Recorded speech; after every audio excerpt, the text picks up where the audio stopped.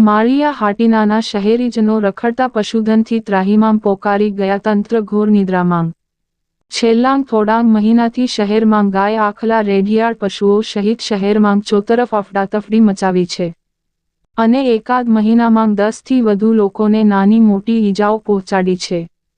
ત્યારે આજે રામજીમઢ રોડ પરથી પસાર થતા ભરત હરજીવનભાઈ ઉનડકટ નામના વ્યક્તિને હડફેટે લેતા તેમને પહેલા માળિયા હોસ્પિટલે ખસેડાયેલ, ત્યાંથી વધુ સારવાર અર્થે જૂનાગઢ રિફર કરાયા।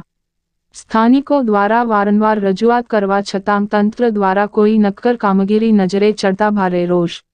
શાળાઓ, મંદિરો નજીક પશુધનના ટોળા એકઠા થાય છે અને કોઈ બાળક કે કોઈ વૃદ્ધ ઝપટે ચડી એ પહેલા તંત્ર ઘોર નિંદ્રા માંગથી જાગી યોગ્ય કાર્યવાહી કરે તેવી આમ જનતાએ માંગ કરી। રિપોર્ટ પ્રતાપ સિસોદિયા।